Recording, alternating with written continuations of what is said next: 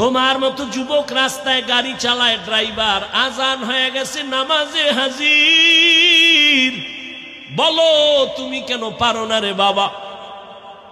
তোমার মতো যুবক ময়দানে কৃষি কাজ করে, নামাজ ছাড়ে না, গামছা বিছাইয়া নামাজ পড়া ফেলাইছে, তুমি কেন পারো না?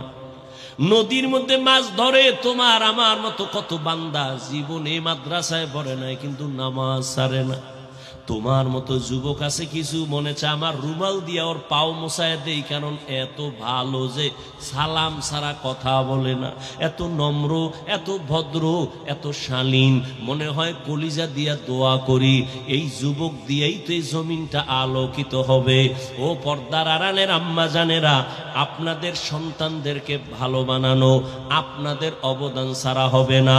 আপনাদের আল্লাহ এত মর্যাদা দান করেছেন, আপনার সন্তানকে ডাক্তার বানাবেন আলহামদুলিল্লাহ বলে দোয়া করে গেলাম, আপনার সন্তানকে ইঞ্জিনিয়ার বানাবেন আলহামদুলিল্লাহ বলে দোয়া করলাম, আপনার সন্তানটাকে প্রফেসর বানাবেন আলহামদুলিল্লাহ বলে দোয়া করলাম, কিন্তু দাবি একটা, বেয়াদব বানাবেন না।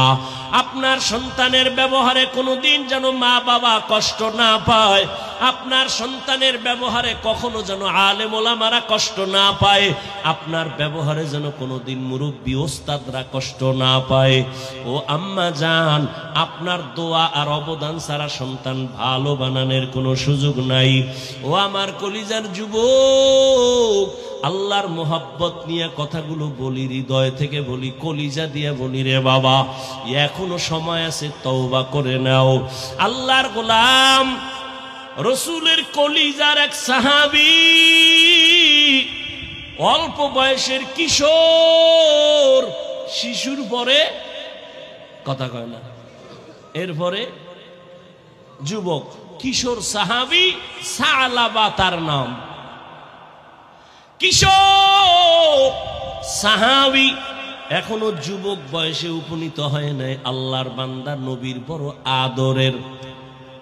ওই কিশোর সাহাবী সালাবা নবীর এত আদরের, একদিন রাস্তা দিয়া হাঁটতেছি, খেয়াল করেননি বাবা, বলবো না মোনাজাত দিব?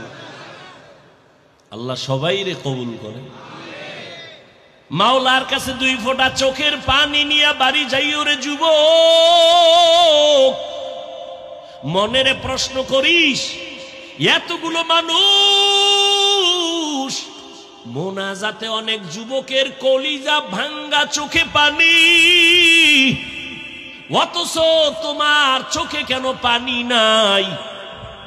মনে করিও আল্লাহ তোমার গুনার কারণে বেজার হয়ে গেছে। থানার মধ্যে পুলিশে আসামি ধইরা নিয়ে বেতের বাড়ি দেয়, কান্না নাই। আর ওয়াজের মজলিসে আল্লাহওয়ালারা বয়ান করে, 200 হাত দূরে বয়ে যুবক কান্না করে। একটু চিন্তা করো, ওরে মারলো কে? ও আল্লাহর গোলাম, আল্লাহর নবী তোমারে যে কি আদর করে গেছে তোমার তো মনে নাই। নবী বলেন, আমি এমন এক সমাজে আসছি, মক্কার মানুষগুলো এত চরিত্রহীন, এত খারাপ, ওই প্যান্ডেলে আল্লাহ আমারে পাঠাইছেন, চতুর্দিক থেকে আমার দুশ্মন বারে আর বারে, চতুর্দিক থেকে চায় আমাকে জবাই করবে, এত বিপদ। কিন্তু আমার কপালটা এমন করে আল্লাহ বানাইছে, সন্তান বিপদে পড়লে একটু আব্বারে টেলিফোন করে, আমি মুহাম্মদ এত বড় ইতিম, আমি আব্বাকে টেলিফোন করব দূরের কথা, আমার বাবার চেহারাটাও দেখতে পারি নাই। আমার 6 বছরে আমি মা হারা, বড় অসহায়।